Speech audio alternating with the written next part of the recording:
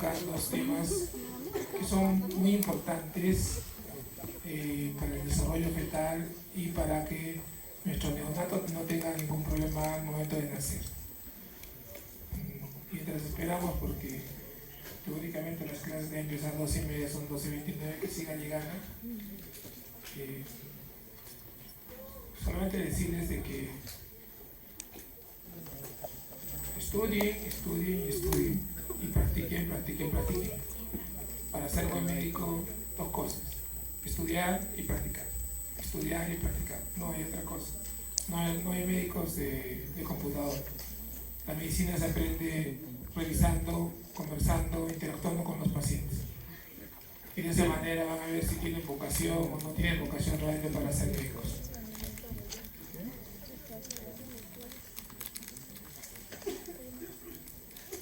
Cuando ustedes ven a un neonato al nacer saludable, activo, como ya han tenido de repente la suerte de algunos de ustedes ver,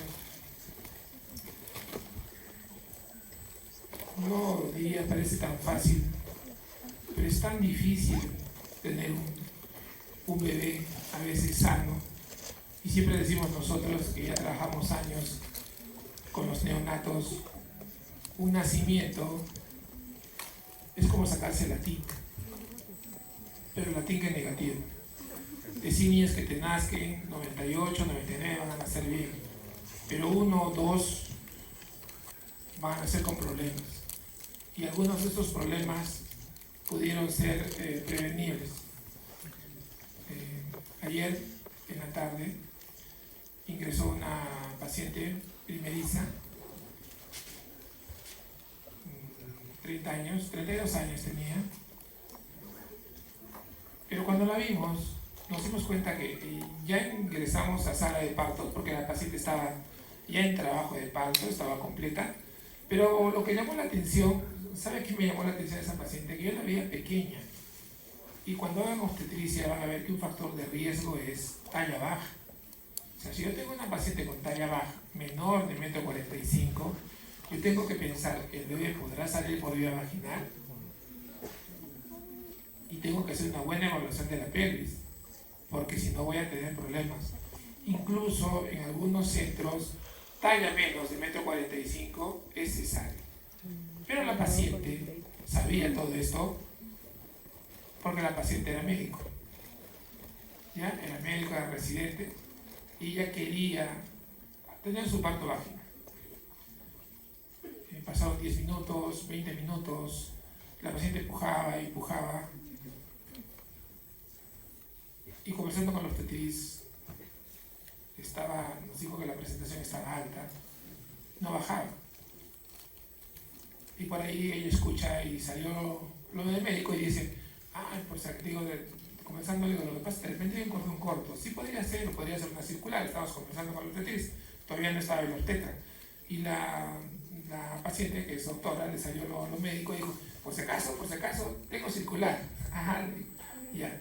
Entonces, pasó esos 10 minutos y no bajaba. Entonces le decimos, le digo a la técnica, llámalo al ginecólogo, porque no está avanzando y parece que no hay buena pelvis. Para esto estábamos 6:40, ustedes saben que es la hora nona, nosotros vamos a las 7. Entonces, meterte a hacer una cesárea a esa hora significa que te vas a quedar 7:30, de veces hay que hacer cosas. Bueno, vino el médico, todo molesto porque lo llamamos, y le dice, ¿qué pasa? Le dice, no, ¿sabes qué? Es una primeriza, doctor, no está bajando, ya estamos 40 minutos con dilatación completa y no baja. Y él agarra y dice, todo molesto, ¿no? Pero hay que esperar. Entonces yo lo miro y le digo, es médico. Y cambió, cosa que no debe ser, ¿no, chicos? O sea, pero todavía tenemos vara en el hospital. Pero cuando dije es médico, a ver, vamos a examinar. Entonces le examina y dice, sí, pues no es buena pela. Entonces ya pues le dijimos, ¿sabes qué? Por más querido, pero no has podido, ¿no? Había toda la intención de tener un parto vaginal, pero no se pudo. Él bebé nació por cesárea felizmente bien. Había tenido una pelvis no viable, y no iba a nacer el bebé. El bebé nació bien, felizmente. Pero les conté esa anécdota porque, o sea, no esperemos que me digan, es médico, o es mi sobrina, o es mi prima, o es esto, ¿no? Los pacientes debes evaluarlos igual a todos. Entonces, a veces, por eso, podemos tener problemas. Y el día de hoy vamos a ver si nosotros actuamos en forma oportuna, hacemos diagnósticos en formas oportunas, podemos evitar tener niños secuelados. Porque tú tienes niños secuelados, pudiera ser que los recuperes posparto, pero pudiera ser que no se recuperen y lo marcas a ese niño para toda la vida. Y lo peor, no solamente lo vas a marcar a él, vas a marcar a toda su familia, porque el niño no es solo, el niño tiene papá, mamá, tiene abuelos, tiene hermanos, o sea, marcas a toda una familia. Vamos a tocar dos patologías. La primera, los recién nacidos de madre con patología no infecciosa. Una de las patologías que no nos gusta a veces por lo estrepitoso que es, y sobre todo cuando no tenemos mucha experiencia en manejo de pacientes embarazadas, es cuando tú ves, por ejemplo, a una paciente que está embarazada y de pronto se desmaya y empieza con una crisis convulsiva. Uno que como que se preocupa, como que se asusta, ¿no? Pero nosotros sabemos que no tanto es el problema, sino el problema es de cómo la está manejando esa paciente. Para que vean, en Estados Unidos la prevalencia de enfermedades convulsivas en general es del 0.5%. O sea, eso significa que de cada 1000 pacientes gestantes, tú puedes esperar tener 5 pacientes que tengan enfermedades convulsivas. ¿Y cuáles son estas pacientes los que te deben preocupar? Las que tengan antecedentes de epilepsia. ¿Por qué? Porque una paciente con epilepsia tiene mayor riesgo de hacer parto prematuro. Y lo que queremos, lo ideal es que el niño nazca a término. Porque un niño prematuro ya de per se te va a traer problemas de adaptación, problemas respiratorios, problemas metabólicos, muchos problemas de infección. Entonces tú debes tener en cuenta, tienes una paciente convulsiva, una paciente que sufre epilepsia, tengo que manejarla de tal manera, un manejo conjunto que debe ser con el ginecobstetra, con el neurólogo y con el perinatólogo. Lamentablemente no tenemos todavía en el país perinatólogos, ¿no? Que son los que se encargan de velar por la salud del feto. Es muy diferente el ginecólogo. El ginecobstetra se encarga de velar por la salud de la madre gestante. Lógicamente, de cajoncito viene la salud del bebé, pero la perinatología, que es una ciencia nueva que está empezando a desarrollarse, es aquella que se encarga de la salud del feto, o sea, que el feto salga lo mejor posible. Entonces, yo tengo una madre con problema de epilepsia, debo evitar que nazcan prematuros. También recordar que estas pacientes con problemas de epilepsia pueden tener preeclampsia, como vamos a ver más adelante. Podemos tener también malformaciones congénitas. ¿Esto por qué? A veces por las drogas, a veces las mujeres toman 2, 3, 4 drogas, a veces el médico que le indica no está consciente de qué productos son teratogénicos, entonces la madre se toma, o de pronto estuvo tomando medicamentos, no supo que está embarazada, sobre todo en las madres que tienen embarazos muy pegados, ¿no? Ustedes saben de que a veces hay embarazos, la mamá tiene su bebé, tuvo su parto, pasó 6 meses, estando de lactar, no le baja la regla y ellos piensan, no me baja la regla, no tengo problema, no me voy a embarazar, pero sí se embaraza, y de pronto a los 2 meses, no se da cuenta, 3 meses, tiene molestias y cuando le van a hacer un estudio ecográfico se encuentra que está gestando. Entonces, y de pronto en esos meses la madre ya estaba tomando medicamentos, ¿no? Entonces hay que recordar eso. Y también el aumento de la mortalidad perinatal. Existe un síndrome que se llama el síndrome hidantoínico, que es por tomar fenilhidantoína, que es un anticonvulsivante. Y felizmente que ya no lo vemos porque ya las mamás ya no están tomando, mamás embarazadas ya no usan fenilhidantoína, pero es bueno que lo sepan, que es típico, es un niño que tiene labio leporino, que tiene un puente nasal amplio, significa que la base de la nariz es amplia, media achatada, media, si cabe el término, media oriental, Y hipertelorismo. Ustedes saben que el hipertelorismo es la separación aumentada de los globos oculares, más allá de 2.5, ¿no? Hipertelorismo y retraso mental. Recuerden que el hipertelorismo, un puente nasal amplio, ¿en qué patología se ve? ¿En qué malformación congénita ustedes ven? Síndrome de Down, ¿no? Síndrome de Down. Entonces, estos síndromes de hilatoídico, que felizmente que ya no estamos viendo mucho, es como consecuencia de la ingesta de fenilidatoína. Esto es importante. ¿Cuáles son los objetivos del tratamiento convulsivante que uno da a una madre que tenga? Yo tengo que ver eso. O sea,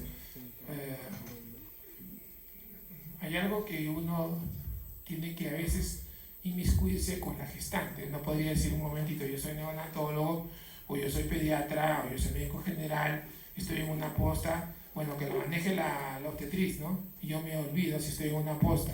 Ahora si hay un hospital, que lo maneje el obstetra o el ginecobstetra, y yo, total, yo iré cuando me llaman. O sea, no puede ser. O sea, ustedes siempre tienen que preocuparse por, en este caso, por el bebé. O sea, ¿quién habla por el bebé? ¿Quién lucha por el bebé? Si la mamá no sabe y se pone manos en nosotros, y a veces cae en personas que no están preparadas adecuadamente. Y por ahí tú ves, oye, un momentito, ¿por qué estamos usando tantos fármacos? O sea, uno de los objetivos cuando está la madre gestando con problemas de epilepsia o un síndrome convulsivo de otra etiología es tratar de ir a la monoterapia. Ustedes saben que mientras menos medicamentos ingiera una madre durante el embarazo es mucho mejor.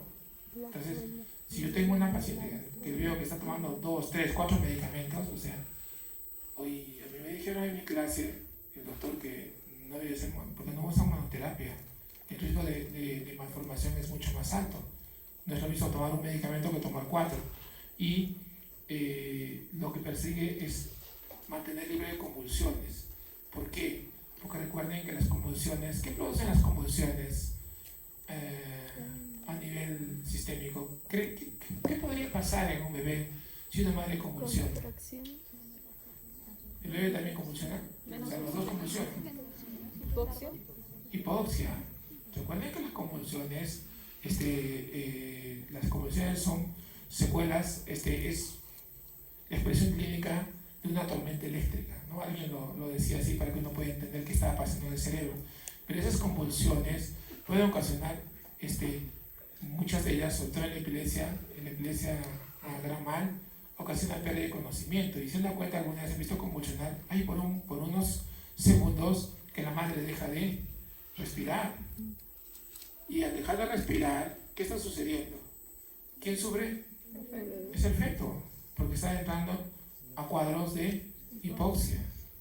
Y la hipoxia, junto con la hipoglicemia, son noxas que producen daño neurológico. Entonces, esa debe ser nuestra idea. Monoterapia, tratar de que la madre no convulsione durante el embarazo, y saber que hay drogas como la de fenilalantoína que son teratogénicas y que no deben usarse durante el embarazo. ¿Qué recomendaciones, por tanto? Se ha visto que las madres con problemas de epilepsia que ingieren anticonvulsivante deberían tomar ácido fólico para disminuir el daño teratogénico. Y esto era antes, o sea, ya no usamos a veces cuando usamos fenitoína, fenobarbital o primidona, que es el medicamento que está de moda como anticonvulsivante, pero solamente recordar monoterapia, puede presentar coagulopatía neonatal. Es decir, hay una alteración en el trastorno de la coagulación del bebé, por lo cual se recomienda que en las madres que están tomando cualquiera de estos medicamentos debería administrarse vitamina K, una sola dosis, 10 miligramos vía intramuscular, dosis única. Hasta acá, ¿alguna pregunta? Entonces creo que queda claro que si yo me encuentro con una madre gestante que tiene epilepsia, debo tratar de que vaya a la monoterapia, debo tratar, si está convulsionando, que sea evaluado por el neurólogo para ver si cambia un medicamento, no agregar otro medicamento. O sea, normalmente lo que uno hace cuando una paciente no está gestando y me está convulsionando, yo paso de una monoterapia a una politerapia. Pero en este caso, lo que hay que hacer es hacer un change de medicamento, ¿no es cierto? Change de medicamento. Y por último, recordar que hay drogas que son teratogénicas.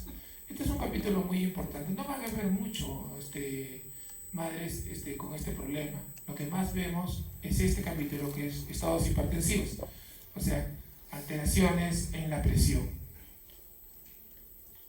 Como vemos, es una de las patologías que más complica el embarazo y que vamos a ver más durante el embarazo.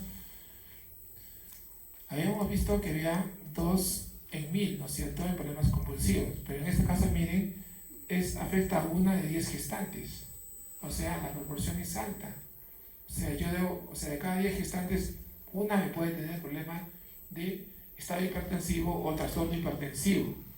Felizmente para nosotros, la mayoría son preeclampsias. Las preeclampsias son trastornos hipertensivos producidos durante el embarazo.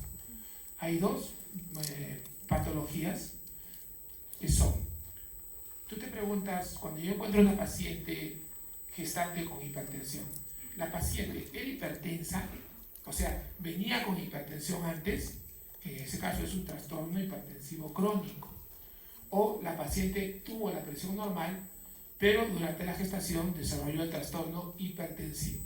Lo más frecuente es que la paciente no tuvo hipertensión arterial antes del embarazo y por el embarazo desarrolla un trastorno hipertensivo. Esa es la preeclampsia. Esa es la preeclampsia. Se menciona que un 30% de las hipertensiones que uno encuentra en las madres gestantes son hipertensiones esenciales idiopáticas, o sea, son hipertensiones que a la madre trae per se, y muchas de ellas ya están con tratamiento. Y algo para que uno pueda ayudarse a hacer más o menos la disquisición. La hipertensión crónica, o sea, la hipertensión que ya la traía la madre antes del embarazo, puede ocasionarte retardo de crecimiento, lo mismo que la preeclampsia. Puede ocasionarte desprendimiento prematuro de placenta, es una de las cosas a las que nosotros temblamos, desprendimiento prematuro de placenta. Pero ¿qué no te ocasiona? No te ocasiona una disfunción multisistémica en la mamá. O sea, yo puedo tener una madre que tenga presión alta, que la tenía desde antes del embarazo, y voy a tener un niño con peso bajo, de repente puede hacer una desproporción desprendiendo el prematuro de placenta, pero jamás va a haber una alteración multisistémica en la gestante. O sea, ojalá que nunca tengan que ver un cuadro de preeclampsia severo, porque es algo catastrófico, algo que uno se acuerda toda su vida. Ahora lo vamos a describir. Felizmente que la mayoría son preeclampsias. Son preeclampsias. La preeclampsia solamente se produce en el ser humano, no vamos a encontrar en animales esta enfermedad. Es alguna enfermedad que solamente nosotros la tenemos. Y básicamente la actividad de la preeclampsia, edema, hipertensión y proteinuria. Por eso cuando yo encuentro una paciente con hipertensión, tengo que revisarla. ¿Tiene edema? No tiene edema. Y la proteinuria, con un examen de orina. Hay proteinuria, hay trazas de proteinuria, todo su proteinuria 24 horas, confirma el diagnóstico. Tengo los 3, es una preeclampsia. Y algo que es importante, se resuelve tras el parto. O sea, es una enfermedad que vino con el parto y se va con el parto. No, o sea, vino con el embarazo y se va con el parto. O sea, mejor dicho, vino con el embarazo y con el parto desaparece. Una vez que nace el bebé, la presión vuelve a su normalidad. La preeclampsia grave o eclampsia, les decía, ojalá que nunca la vean, es desesperante, porque la madre de pronto pierde el conocimiento y empieza a presentar convulsiones generalizadas. Y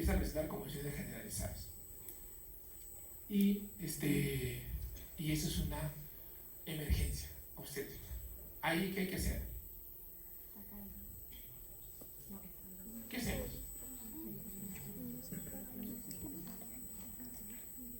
Tiene la paciente ahorita, estamos acá, la estamos examinando, Y de pronto la paciente me dice el interno, doctor, está con 160, 110 de presión.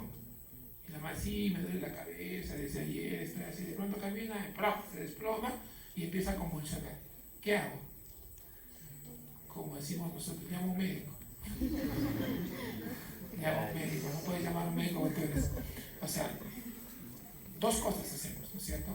Hemos dicho que la preeclampsia, en este caso, que la eclampsia, que es una fase aguda, una fase grave de la preeclampsia, la eclampsia, ¿qué es lo que tengo que hacer? Cesárea inmediata. Es agarrar, subir a la paciente, llamar a la sala de operaciones y sacarlo. Pero a la vez, ¿qué hago más?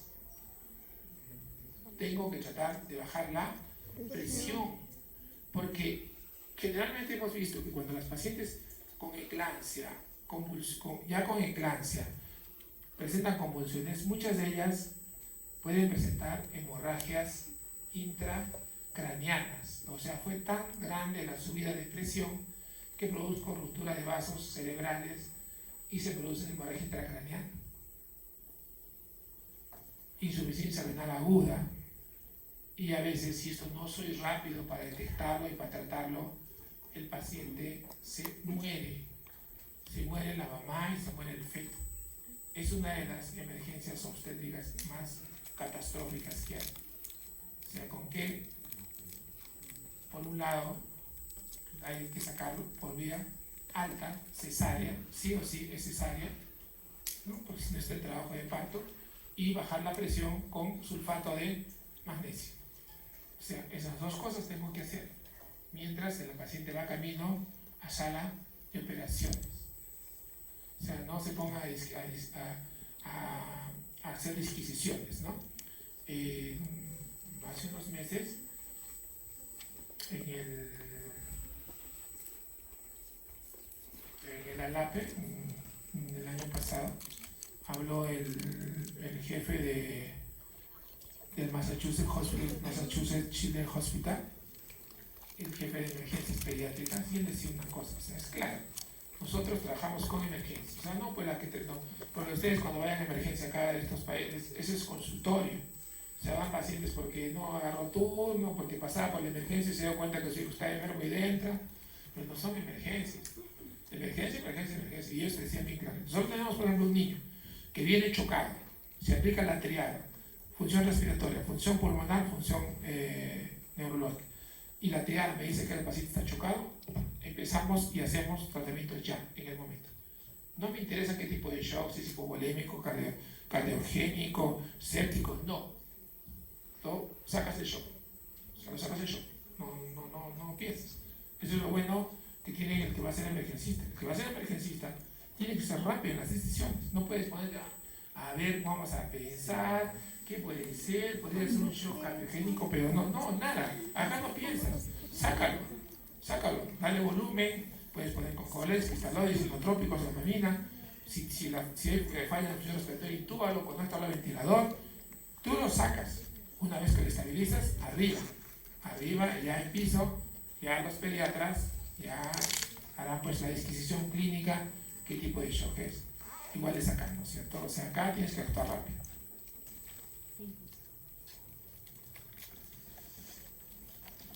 Miren, la mortalidad feto-materna asociada a preeclampsia es 2 a 5 veces más que en los embarazos normales.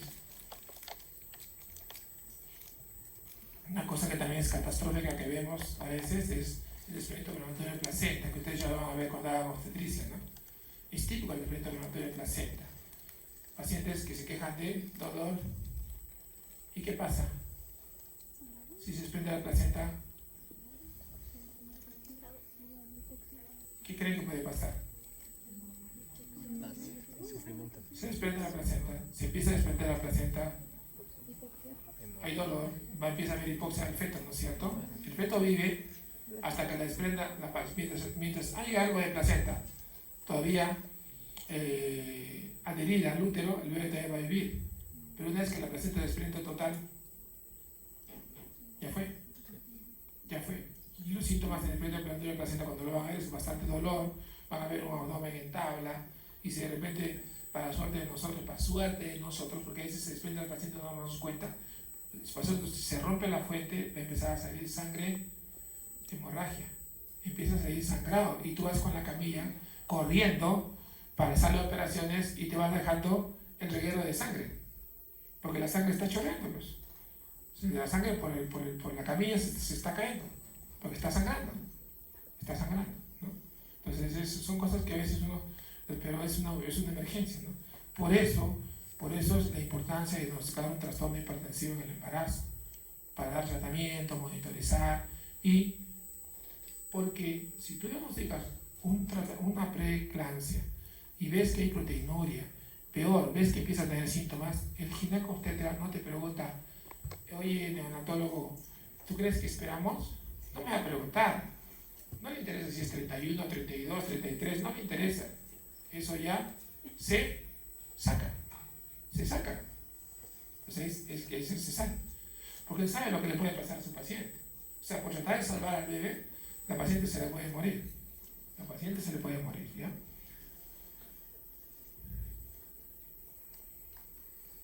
En la eclampsia, el uso del sulfato de magnesio, recordar que a veces cuando usamos dosis repetitivas de sulfato de magnesio, puede haber en el neonato hipomagnesemia. Entonces esta hipomagnesemia puede traducirse en compromiso del tono muscular.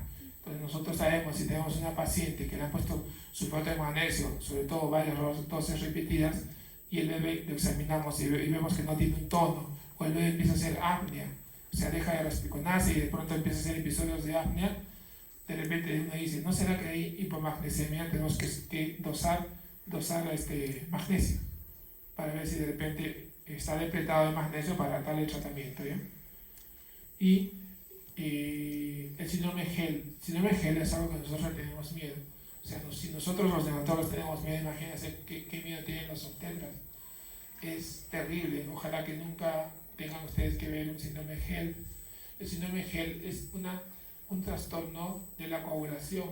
O sea, es una falla del hígado y trastorno en la coagulación. O sea, las plaquetas se van al suelo, hay una coagulación intramuscular diseminada. Son pacientes, y lo peor es que a veces no nos damos cuenta, nos ha pasado.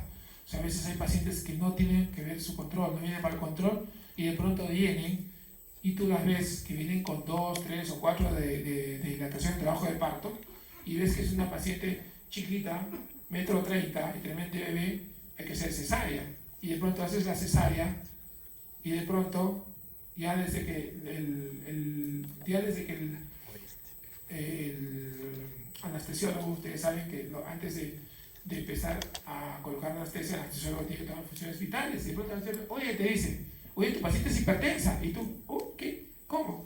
No, mira, está 170, 100, pucha, te pagan los pelos de punta, y está rogando que no haya hecho problema sistémico, y nos han pasado, les cuento en la vida real, o sea, lo que hemos visto, ¿no? Y de pronto hacen la cesárea ginecológica, nosotros estamos con él, hacen la cesárea y de pronto ya sale el bebé bonito, ya tú feliz, ya bueno, yo me voy y ustedes de pronto escuchas que dices, oye, no para de sangrar, el útero no contrae, le empiezan a poner útero para contraer el útero, hacer masaje en el útero, no contrae y sigue sangrando, y estás en un gel, ¿ya? Es un gel, o sea, pero no tienes la culpa tú, porque la paciente vino y ¿qué ibas a hacer? No. Y se fundió todo, porque tienes que ir a esterectomía ya. O sea, es una operación de emergencia. Tienes que sacarlo lo más rápido posible porque y la paciente sangra, y no para de sangrar. Y le pasa sangre fresca y sigue sangrando. Entonces, a veces cuando uno actúa a tiempo, cuando es un gel que no ha sido muy acentuado, a veces salva la vida.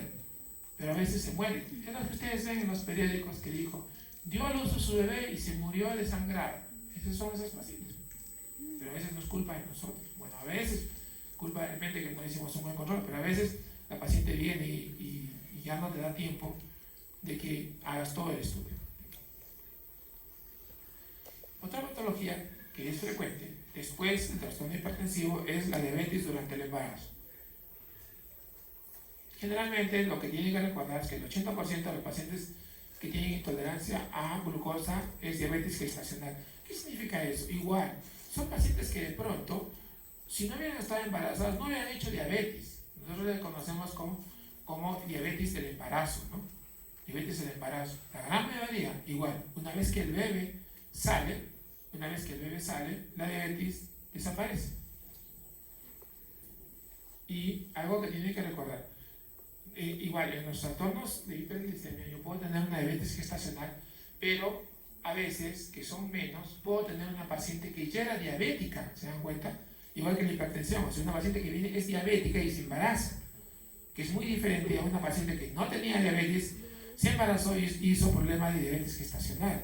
Recordar que el hijo de madre diabética duplica el riesgo de lesiones graves y la posibilidad de nacer por cesárea es alta. ¿Por qué? ¿Por qué cree? El hijo de madre diabética, el que tiene diabetes gestacional, la diabetes gestacional, el hijo de madre diabética tienen algo en común. Hay un hiperinsulinismo. ¿Y qué produce en el feto? ¿Alguien sabe qué produce en el feto?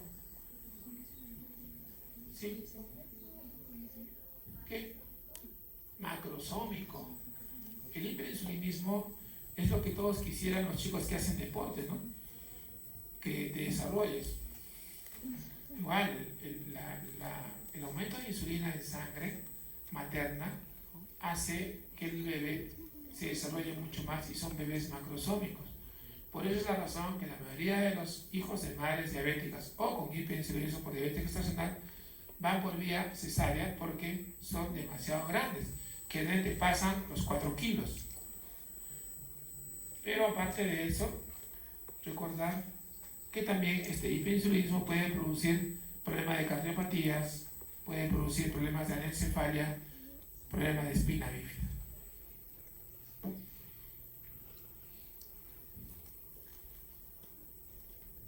Miren, en los pacientes embarazadas con diabetes, la macrosomía es del 15 al 45%, o sea, realmente es alta.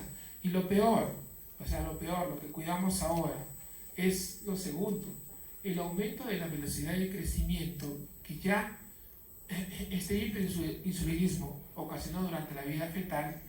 Una vez que nace el bebé, uno puede decir, bueno, nació el bebé, pues nació gordito y ya, pues ya, ahora sí ya. No se da cuenta que los niños que nacen macrosómicos siguen su carrera, la mayoría macrosómicos. O ustedes han visto un niño que nace con 4 kilos y medio y de pronto al año ya está chiquitito. ¿No han visto claramente? ¿Y quién está feliz? Los papás, ¿no? Sobre todo los abuelos. ¿Qué dicen? Pucha, mira a mi nieto, el abuelo flaquito, chiquito, los papás chiquitos, y el nieto es un tremendo torito, ¿no? Y dicen, pucha, que sacan pecho, mira a mi nieto, lo comparan, ¿no?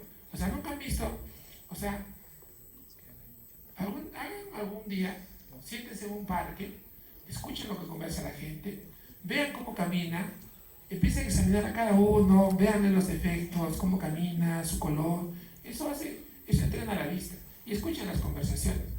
Van a ver que el abuelo está con su nieto, de repente lo compara así, y como hace a veces esa propaganda de Favaro, creo que hace así la mamá. Va a ver, lo pone así, saca pecho, mi nieto tremendo que es, ¿no?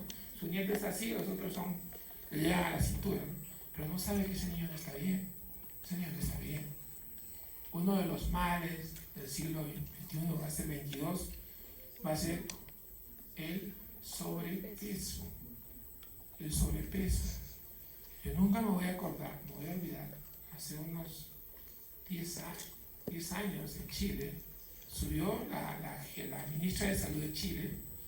Bueno, los chilenos son especiales, hay que admirarlos, tienen muchas cosas buenas, hay que aprender lo bueno que tienen ellos. Subió y era un congreso latinoamericano de pediatría y ella dijo, bueno, en mi país no hay desnutrición. Nuestra desnutrición es 0. A diferencia de otros países, nos tiró el guante a nosotros y a Bolivia. A diferencia de otros países que tienen desnutrición, nosotros no tenemos.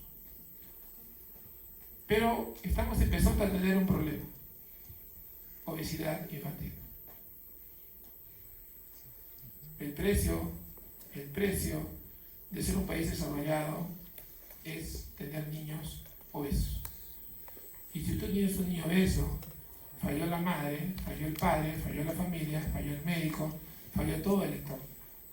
Porque lo que hay que tratar es que el niño no sea sobrepeso. El niño que nace con sobrepeso por problemas de diabetes, sea gestacional o que ya la tenía antes, hay que saberlo manejar para que no vaya, para que no siga en los percentiles de P90 o por encima de P90 en peso y talla, porque esos niños con el tiempo van a tener problemas.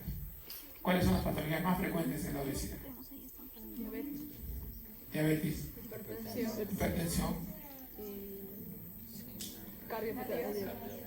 cardiopatías, arteriosclerosis coronaria y cáncer.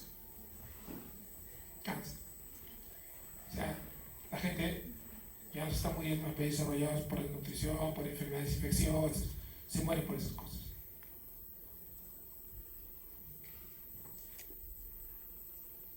Miren todo lo que provoca un niño macrosómico. Un niño macrosómico te produce distosia de hombros. ¿Por qué? De repente viene, hay mamás que esperan el último momento para llegar. Te avisan, tú vas, doctor, te dicen expulsivo. Y a veces, y corre, ¿no? O sea,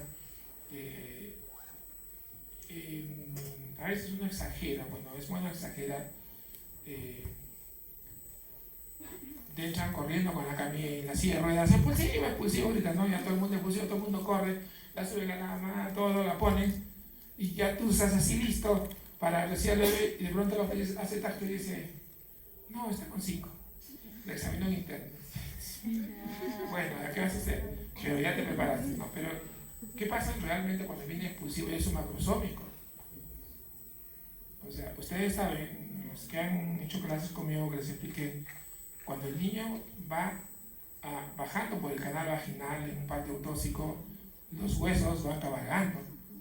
Por eso es que la cabeza a veces no es 35 centímetros, ¿no? Que es el valor promedio de un bebé. A veces nace con 34 o 33 porque hay cabalgamiento. Pero la cabeza cabalga y la cabeza sale. Y la cabeza y el tórax. El tórax no puede cabalgar. ¿Dónde va a cabalgar? Acá sí cabalga. Porque las suturas todavía no son fijas. Entonces por eso el hueso es esto. Hacia acá, cabalga por acá, cabalga. Es una chancaca la cabeza para bajar. Pero y esto es traumático. Yo le paso porque en mi primer año de seminista, me tocó estar en un hospital y estaba mirando el parto porque iba a recibir al bebé. O sea, y los obstetriz agarró, pum, sale y yo miré que era grande. Y digo, es grande. No, sí salió, doctor. Es grande. Pum, salió la cabeza y no salía el hombro. No salía. Entonces no sale. Entonces yo me subo arriba a empujar y no salía. Entonces, bueno, un joven piensa que eres autosuficiente, que todo lo puedes, y le dije a la obstetriz, un poco más, no, acá está súper mal, ya, por favor, y yo lo voy a sacar. Sí, es fácil. Hago esto, porque tienes que desprender, haces esto. Porque sale un poco y luego haces esto, sale y luego jalas. Pero yo hice acá, y nada. No salía. Empecé a sudar frío. Los segundos me parecían minutos. Y ahorita se me muere el niño empezó a ponerse cianótico. Y no salía. Y ahí pedí al médico, y llamen a un médico. Gracias a Dios me combiné a los 100 santos, volví a hacer, le dije a la noticia, se va a hacer pared, empuje todo. Entonces empujando, en una de esas, ¡plaf! Sale. Pero, ¿qué me costó?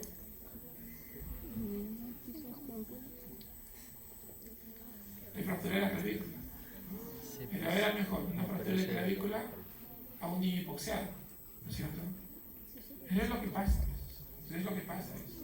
O sea, si se te rompe la clavícula, está diciendo, ojo, la próxima vez, si naces un bebé de ese peso, mejor sácalo por arriba, con esa mamá, ¿no es cierto?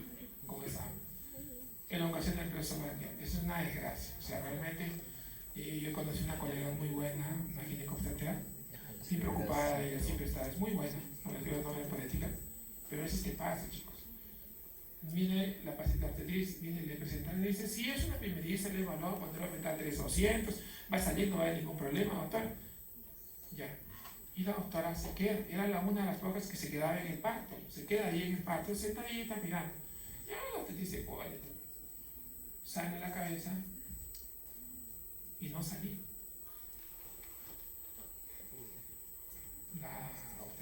La ginecóloga, ¿qué pasa? No, a ver, no podía salir, no sale, pues no sale, es como que yo quiero romper esto, no sale, y no sale. Entonces nos subimos arriba empujando y no salía. Eran 2, 3 empujando arriba y no salía. A estas alturas del partido no vas a cesárea. No vas a cesárea ahí. Tienes que sacarlo sí o así como sea. Entonces nos sacan al bebé y el bebé al nacer, ya cuando lo vimos al nacer, el bebé, ¿qué posición debe tomar el bebé con los brazos? Todos han pasado por neonato, ¿no es cierto? Yo creo que sí, ¿no? ¿Qué posición toma el bebé? Toma así. ¿El bebé cuando nació? ¿Estaba así? Flexobraquial. La mamá asada, porque fue todo un escándalo. Imagínense, también como 20 personas creo ahí, todos, yo creo un poco más, y faltaba que el vigilante te dice suba arriba a empujar porque había que sacarlo sí o sí. Y después vino el juicio. Y que se chupó el juicio fue la ginecóloga. Y al final tuvo que pagar una reparación muy buena, y al final el niño quedó con secuelas severas. No levantaba el brazo. Tuve la oportunidad de verlo a los 2 años. La mamá un día vino por consulta de pediatría y lo vimos, y me dijo, bebé, ya mueve mi hijo el brazo, ya mueve el brazo, y el bebé caminaba así. Y le digo, a ver, levanta el brazo.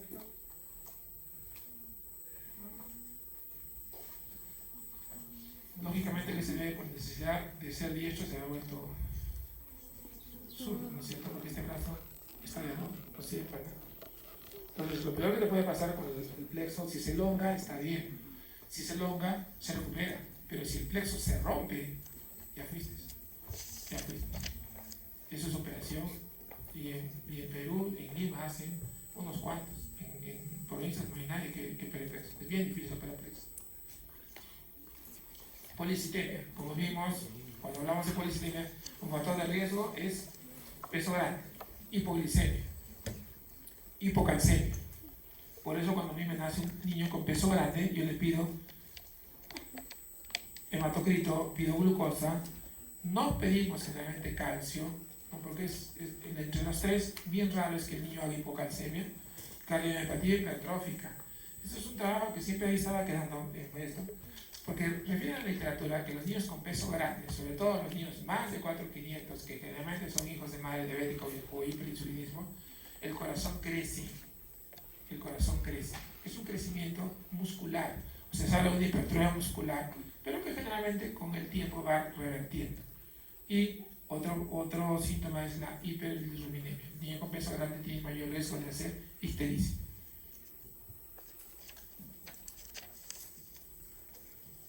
Y solamente decir unas cositas rápidas, porque a veces no es bueno marearse con tantas cosas. Conozcan lo más frecuente, ya las cosas raras, ¿no? Por ejemplo, madres que están tomando antineoplásicos, ¿no? Madres que tienen algún problema hormonal. Esas son cosas raras, eso depende del manejo de especialidad. Solamente en hipertiroidismo, recordar que es bien raro. Miren, 0,2%, estamos hablando de 2 por 1000 pueden encontrar madres con hipotiroidismo, ¿no? Y generalmente estas madres con hipotiroidismo ya son madres que están con tratamiento. ¿Por qué? Porque la sintomatología del hipotiroidismo, como han visto en medicina, es claro y es florido. Todo el mundo se da cuenta. A ver, escriban una fase de hipotiroidismo. ¿Qué tiene?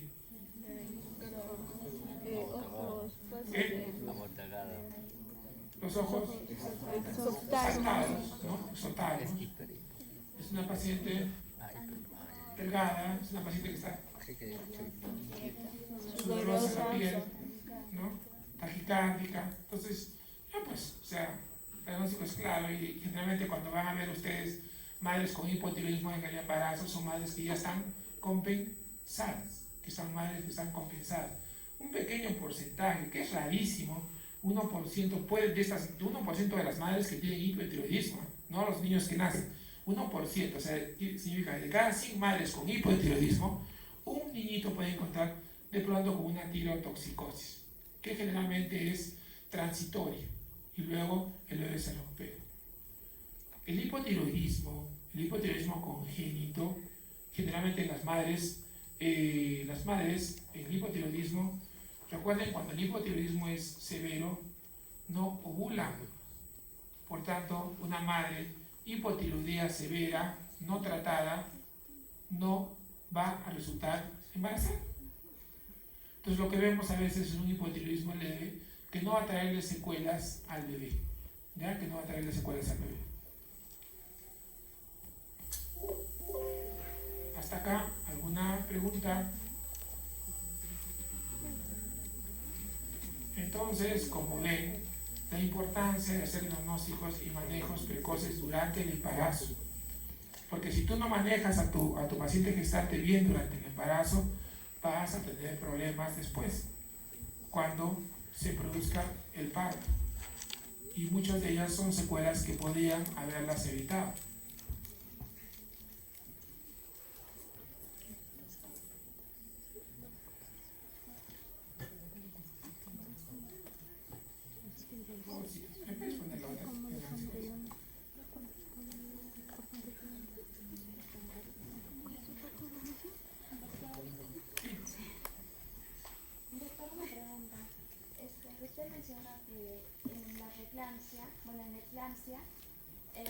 Se tiene que tomar dos medidas, que sería la cesárea inmediata y la administración de sulfatos de magnesio.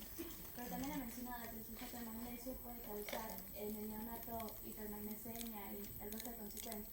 Entonces, ¿cuánto sería lo que le deberíamos dar a la paciente para evitar esas consecuencias en el feto? Ya, es una muy buena pregunta. A veces, cuando tenemos madres con preeclampsia, sin que lleguen a la eclampsia, a veces tú le das medicamentos antihipertensivos y a veces no manejas bien la presión. Y en esos casos puedes usar sulfato de magnesio. ¿Ya? Entonces, tienes que valorar, siempre valore riesgo-beneficio. O sea, ¿cuánto de riesgo, cuánto de beneficio? O sea, no hay que ser osados. O sea, para que vean la diferencia entre ser osado y ser suicida, ¿no es cierto? ¿Por qué? Porque si yo sé que el sulfato de magnesio a dosis repetidas puede haber una hipomagnesemia, entonces por eso que es el último recurso que uno usa. Pero en pacientes con eclampsia, tú tienes que bajar la presión lo más rápido posible. Tampoco te vas a ir al otro lado, ¿ya? Pero hay que bajar lo más rápido posible, porque si una paciente está convulsionando, tú tienes que pensar, uy, habrá hecho ya vasoespasmo y ya está haciendo insuficiencia renal aguda, o ya me hizo un derrame y la convulsión es consecuencia del derrame. Porque es triste, cuando pasa la convulsión, pasa la cesárea, la paciente, a otra cosa, generalmente las pacientes eclánticas cuando convulsionan ya entran en trastorno de conciencia, ¿ya? Entran en trastorno de conciencia, o sea, el paciente está dormida, tú le entras a sala, lo operas, le pones anestesia, y de pronto cuando sale, la paciente no despierta. Está con un coma secundario a la hemorragia. O de repente despierta, pero ves que tiene secuelas. Entonces, en ese caso, tú tienes que sopesar. ¿Le pongo sulfato de magnesio o no le pongo? ¿Qué hace? Le pongo. Porque sé que un pequeño porcentaje puede hacer hipomagnesemia. No todos van a hacer. Pero el riesgo de que no le ponga, ¿qué va a ocasionar? Que la paciente pueda seguir convulsionando porque la presión no la estás bajando y esa convulsión va a ocasionar cuadros severos de hipoxia intraútero. O sea, mi bebé también está sufriendo ahí. No crean que el bebé la está pasando linda. El bebé también está diciendo, ya, sáquenme, ¿no? Porque el bebé está haciendo hipoxia. Por eso es que cuando la madre, o sea, es tan rápido que tú tienes que hacerlo. A veces yo he visto chicos, la madre muerta, se murió en sala de operaciones, llegó tan mal, llegó convulsionando de la casa, nadie se dio cuenta, una madre que nadie, o sea, somos así, pues, es nuestro, ¿quién nos puede criticar? Somos así. Saben que cuando dicen hay temblor, hay misericordia, ¿no? Cuando hay temblor todo el mundo es creyente en Dios. Dios, Dios mío, Dios mío. Se acabó el temblor, el terremoto, ya, chao, ¿no? Igual, la madre llegó tan mal que emergencia estaba convulsionando con compromiso del sensor, había relajación de esfínteres. Entonces, a la justa se le puso sulfato de magnesio así nomás rapidísimo y llevándola corriendo a sala de operaciones. Y no paraba las convulsiones. Cuando entra a sala de operaciones, la paciente hizo paro. Hizo paro. La intubaron, masaje, todo, nada. Y por el otro lado, los ginecólogos ya no se le puso anestesia, chicos. ¿Qué vas a poner anestesia para ella? Y es sacarlo, ella pues esas cosas heroicas que ves en las películas, ¿no? Hacer el corte, ¡pum! Y sacarlo al bebé. Porque el bebé paciente ya te hizo paro. Si lo podías sacar bien, porque hasta que la pongas, no la vas a poner, a ver señora, voltee, no, ya no. O sea, ya no. O sea, por eso les digo siempre yo, los electricistas tienen que ser rápidos. O sea, tú no puedes, no, pero, a ver, ponla, no, si no le pongo, la pongo anestesia, no, pero luego doler, pobrecita. ¿Qué va a doler, pobrecita, señores? Es sacarlo al bebé ya porque no se muere. El bebé lo sacamos y felizmente que el bebé nació deprimido, tuvieron que reanimarlo, lo ventilamos, pero el bebé salió. Lógicamente, la mamá murió. Entonces siempre vean riesgo, beneficio. ¿Cuál es mejor? ¿Cuál es peor? Que siempre hay riesgo, va a haber riesgo siempre. El levantarse todos los días de la cama es un riesgo, ¿no es cierto? No sé qué le puede pasar. Según el Robin. ¿Alguna otra pregunta? Si no quieres tener riesgo de cáncer. Ahora vamos a entrar a un capítulo que es las primeras dos hojas. la patología de las madres que tienen algún proceso infeccioso. Hemos visto que por un lado el control materno es importante para ver incremento de peso, va a haber presión arterial, ¿no es cierto? Porque si yo tengo una paciente, eso me lo voy a decir antes de entrar a eso, yo tengo una paciente que subió mucho de peso y ya vengo te dicen a ver cuánto debe subir de peso. Me subió, por ejemplo, está en el 5.º mes y me subió 15 kilos, está demasiado. Y de pronto digo, ¿no será que me está haciendo diabetes? Y le pido una glucosa y sí está haciendo diabetes, ¿no? Y tiene problema de presión. Entonces, ese control, ese monitoreo tiene que ser continuo. Pero tengo otra gran patología, otro gran grupo de problemas en la madre gestante, que son las infecciones.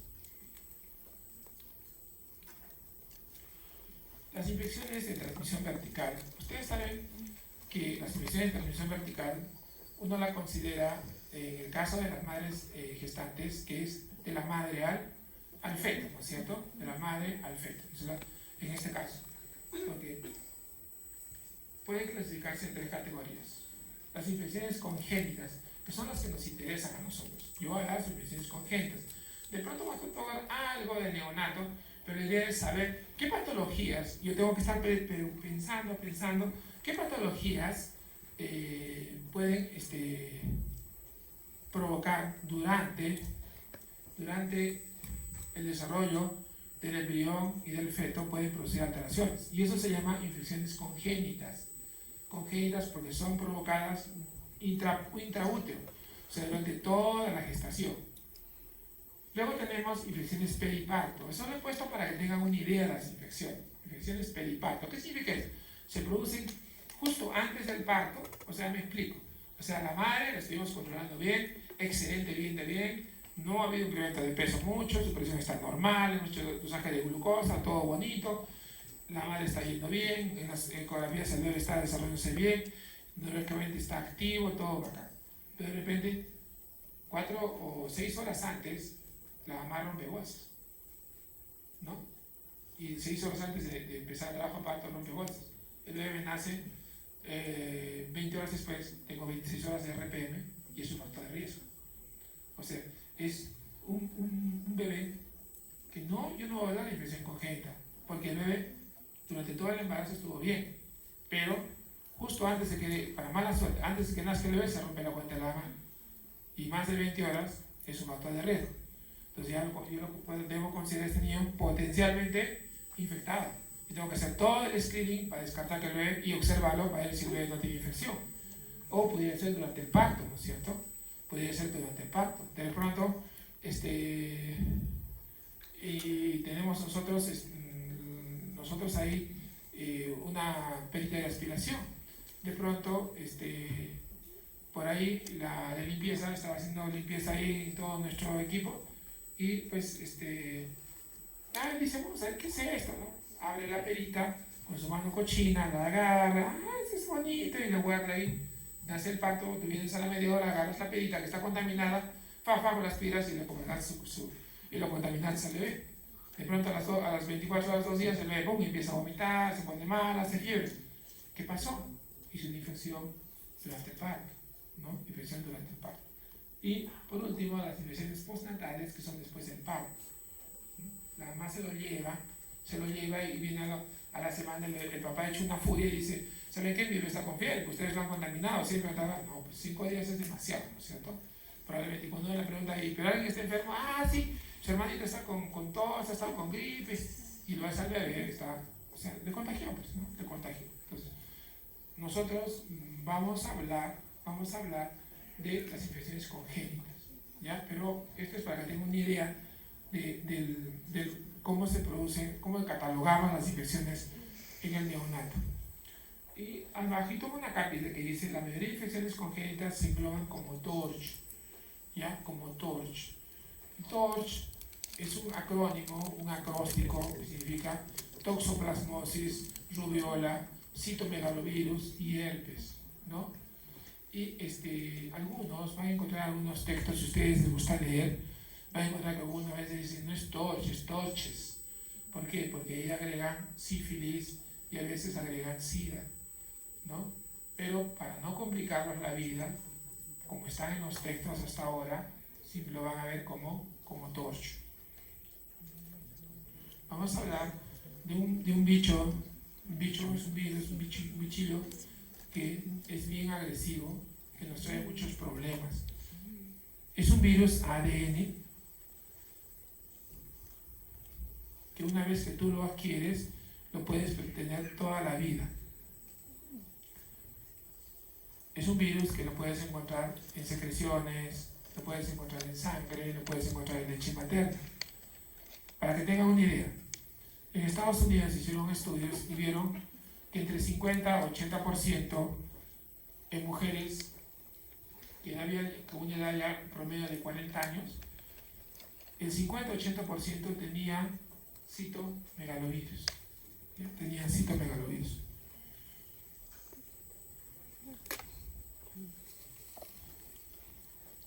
Las infecciones primarias indican riesgo elevado para el recién nacido. Infección primaria significa la infección primera que tú agarras, ¿no? Hay algunas patologías, algunos virus, algunas protozoarios que te pueden dar infecciones repetidas. Eso se llama infecciones secundarias. La infección primaria es la primera infección que tú la tienes, ¿no? Y a veces ya no te puede volver a dar más porque tú quedas inmunizado, ¿no? Por ejemplo, te da varicela, la posibilidad que te dé después es bien difícil, a no ser que seas una persona o inmunocomprometida, ¿no? Te podría volver a dar, pero si usted realmente está bien, la posibilidad que te dé por segunda vez una varicela es casi cero. Pero miren en Estados Unidos el porcentaje que tienen ellos tienen 1%, o sea, 1% es bastante alto. El problema del citomegalovirus, dos cosas, que muchas veces te puede provocar recién nacidos que tienen citomegalovirus, pero que son asintomáticos.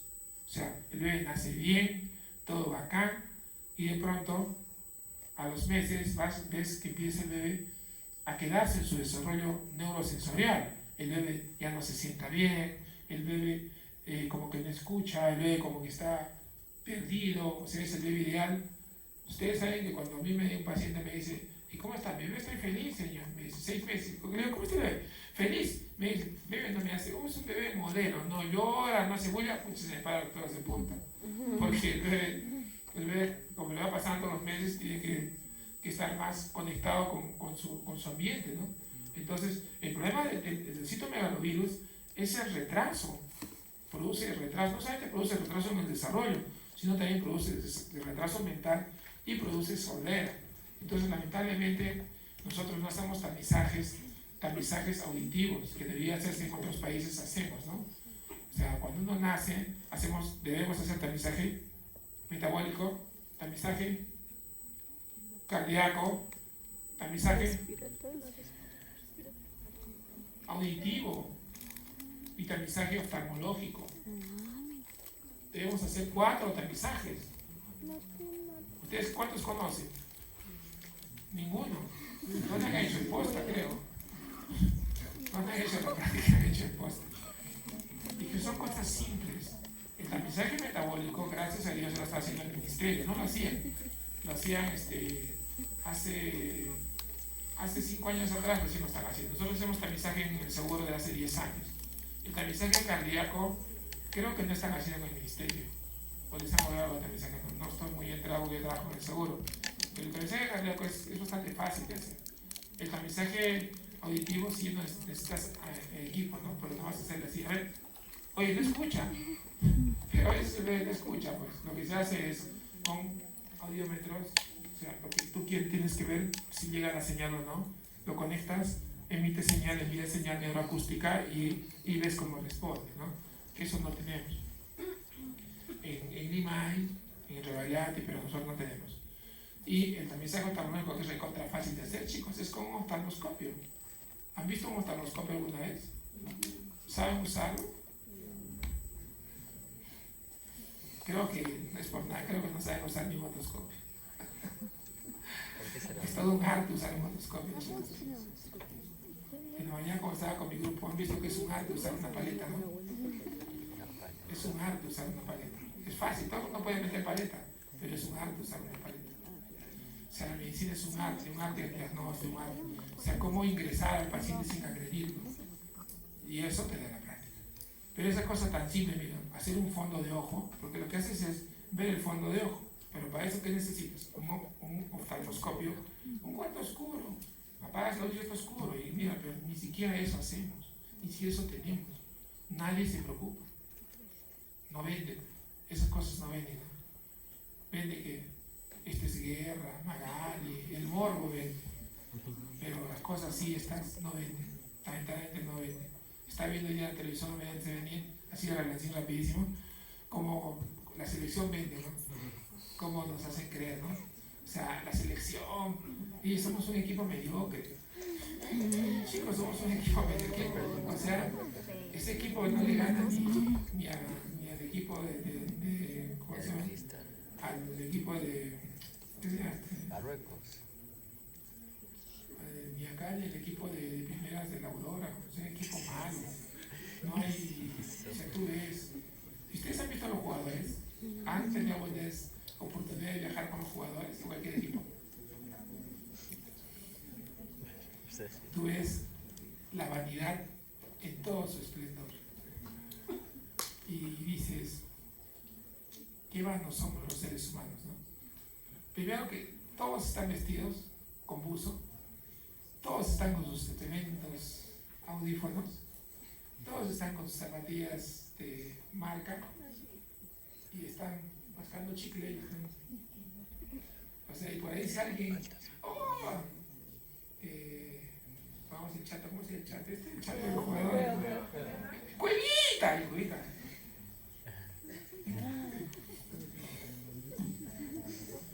Bueno, chicos, Cueva como persona es una lacra.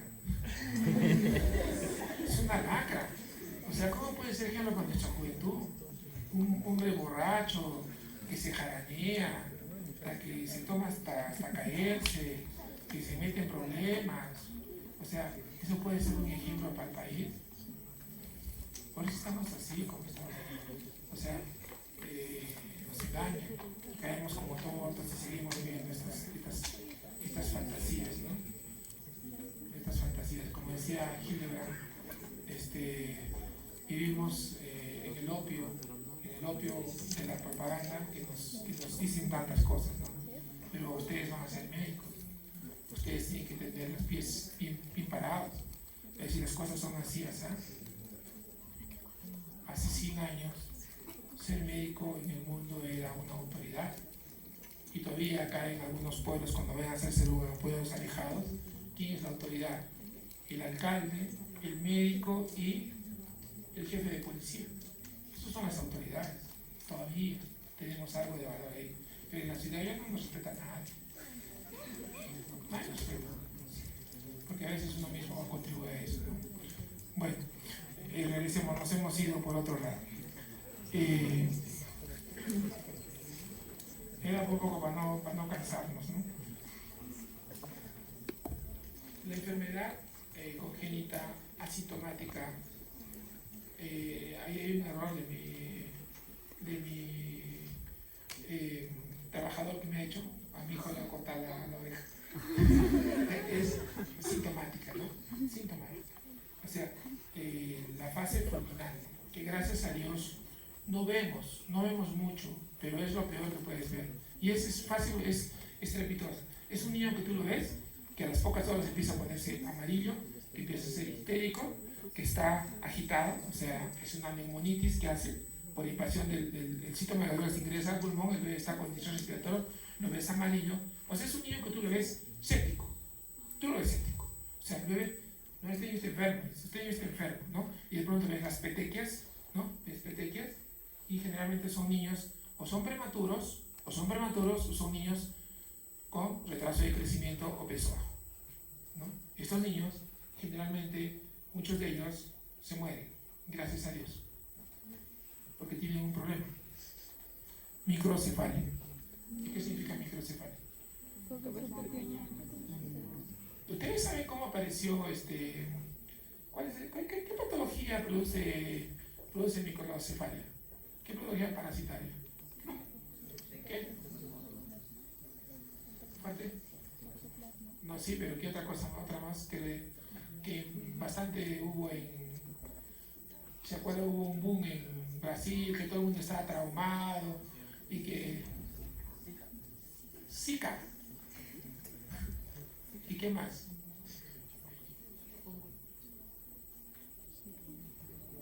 ¿Saben cómo se diagnosticó Zika? Porque encontraron niños con microcefalia. Eran niños que nacían normales y tenían microcefalia. Y uno decía, ¿qué pasó? Alguien por ahí, ¿no? Para la mayoría de gente decía, no, puede ser que se cabalgó mucho, puede ser congénito, a veces chiquito, tiene la cabeza chiquita, ¿no? Dije, no. Pero de pronto empezaron a mirar que había bastantes casos con microcefalia, bebés que nacían con microcefalia. ¿No será que hay algo? Cuando empiezan a examinarse había algo. Y estas enfermedades, igual que el citomegalovirus, cuando a mí me nace un niño que estoy sospechando, porque, o sea, me nace el bebé, está histérico, con recurso a las horas, está con distrés respiratorio, tiene petequias, yo digo, ¿será una sepsis por bacterias? ¿Será una sepsis por virus? Más frecuente el citomegalovirus, el más frecuente de ellos, o será una sepsis por de repente otra cosa, ¿verdad? Puede ser por hongos, que es un poco raro, pero puede ser. Y después en la evolución, en el laboratorio, pues ya me dirá qué es, ¿no? Pero si yo encuentro un niño, no es lo mismo encontrar un niño con hematitis, con petequias, que encuentre histérico, con micro o normocefálico. Porque si yo encuentro un chico microcefálico, tengo que pensar que es un torch, hasta que no demuestre lo contrario. Si encuentro un chico con todo esto y es microcefálico, tengo que agotar todo para descartar que no sea torch, porque si es torch hay que tratarlo ya, para tratar de salvar lo poco o nada que quede de ese cerebrito. Esa es la fase más estrepitosa, pero también tenemos una presentación precoz, que a veces son niños que están un poco hiperactivos, no succionan bien, tienen sordera, y nosotros, como le digo, no podemos hacer diagnóstico de sordera porque no tenemos para medir, no tenemos paseos de mentiras. O sea, yo me quedaría solamente en la sospecha. Si yo diagnostico el citomegalovirus las primeras 3 semanas, eso es una infección congénita, porque también puede ser que posteriormente el bebé de repente, el bebé nació bien, pero en el transcurso de los siguientes meses se contagió. Y es fácil hacer diagnóstico de citomegalovirus. Yo puedo hacer dosaje de IgG, IgM para citomegalovirus, o puedo pedir una PCR para identificar citomegalovirus en sangre o en orina del bebé. Todo esto es en el bebé, no es en la mamá, esto es en el bebé. Entonces yo tengo un cuadro clínico, hago dosaje de inmunoglobulinas, hago dosaje de PCR para toxoplasmosis y me sale pues ya. ¿Qué pasa si me sale IgE? Vamos a ver si saben, han hecho medicina, ¿no es cierto? Ya. Tengo IgG positivo para citomegalovirus, IgM negativo para citomegalovirus. ¿Tiene citomegalovirus o no el bebé? ¿Por qué? ¿Qué? Tiene el anticuerpo. No, porque esos son anticuerpos que ha pasado de la madre, porque recuerden que el IgG por el tamaño tan pequeño pasa por la sangre y tiene el falso positivo. Pero si yo tengo IgM, ya, este es el diagnóstico, ¿no? Tengo citomegalovirus.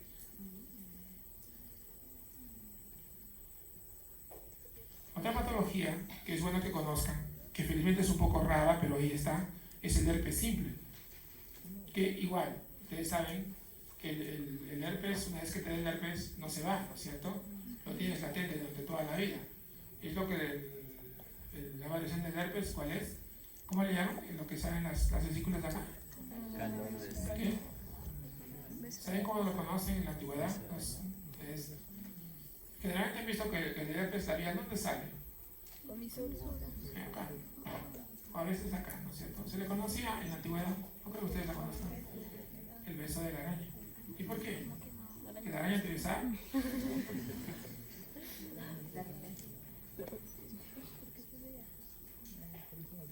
Y a veces, recuerda que tú contagias. O sea, si tú tienes herpes y le das un beso a tu enamorada, y con el tiempo le puedes contagiar herpes. El 80% de la población de 50 años en Estados Unidos tiene herpes. O sea, le han hecho dosaje de anticuerpos y han encontrado.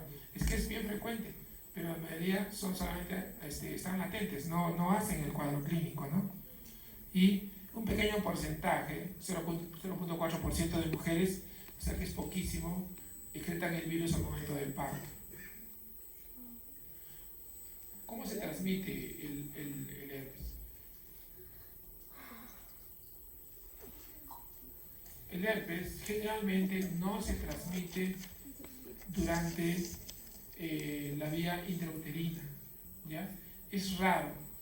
Y la vía de transmisión, lógicamente, es por vía transplacentaria o por vía ascendente, ¿no? Por vía vaginal ascendente. Generalmente la transmisión es intraparto. Esto era para que tengan una idea, ¿ya? Esta es una patología que es frecuente. Ustedes a veces van a encontrar pacientes con herpes, pero que generalmente el bebé no nace con herpes porque no le transmite el herpes durante el embarazo. Se transmite lo más frecuente durante el trabajo de parto. Generalmente al pasar por el canal vaginal están ahí los virus y el bebé se contagia. Por eso es que es el más frecuente, ¿no? Y mucho más raro es el postnatal. Generalmente es porque alguien le contagió, ¿no es cierto? Yo tengo esa costumbre que tenemos sobre todo las abuelas, ¿no? No sé por qué. ¿Qué hacen las abuelas con su nieto, con el bebé? Le dan un beso ahí, lo están besando, se van a decirle que se compre un muñeco pero lo besen, ¿no? ¿Qué hacen besar? ¿No se dan cuenta que le están transmitiendo 800 bacterias, virus y tantas cosas que hay, ¿no? O sea, no deberías tú besar a un bebé, sobre todo un neonato, pues no debería uno, no, porque le pudieras producir una infección. ¿Cuál es el cuadro clínico? ¿Por qué es importante? Básicamente, cuando naces, tú tienes un niño con un neonato con herpes. El neonato con herpes, ojo, a diferencia del citomegalovirus, que vimos que desde que nace puede nacer ya mal, hipoactivo, no tolera, está taquineico, se pone histérico. El niño con herpes generalmente nace bien, pero es a los pocos días que empieza a presentar el cuadro clínico. El cuadro clínico son vesículas. Las vesículas que son patognomónicas, y otras vesículas, o digo, este tiene herpes. ¿Y por qué? ¿Por qué a veces preocupa el herpes? Porque el herpes bueno fuera que se quede a nivel de mucosas o de piel. El problema es que produce dos alteraciones que son terribles. Una de ellas, sistema nervioso central, puede producir una encefalitis viral. Y esa encefalitis viral se traduce en convulsiones, letargia, hipotonía y puede dejar secuelas neurológicas. Y la otra cosa es que produce daño a nivel oftálmico, teratoconjuntivitis, coleopretinitis o incluso puede producir cataratas, todas con alteración de la visión.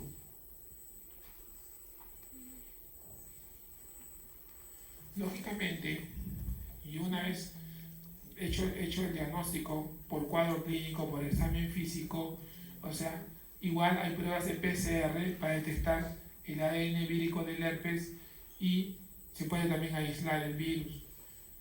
El medicamento de elección es aciclovir, ¿no? El aciclovir es el medicamento de elección, va muy bien, disminuye el tiempo de enfermedad en estos neonatos.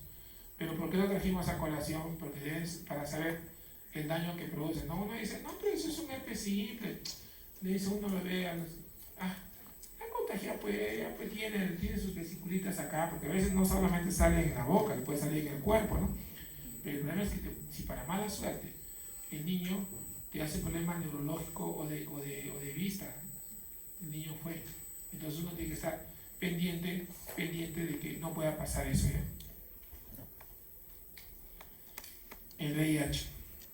Se dan cuenta que llegó antes del COVID, todo estaba pendiente del VIH, el VIH era la primadona de medicina. Llegó el COVID y todo fue COVID y todo el mundo, las enfermedades desaparecieron. Ustedes saben, por ejemplo, ¿cómo fue la vacunación? ¿Cómo fueron nuestra vacunación durante el tiempo de COVID? ¿Subió? ¿Bajó? ¿Aumentó? ¿Se mantuvo? ¿Por qué?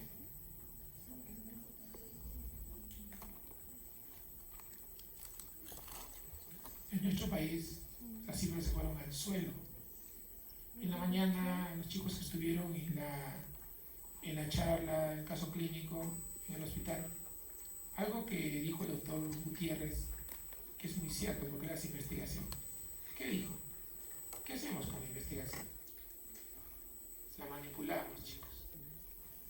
Por eso es que nadie nos cree. Nadie nos cree. Hace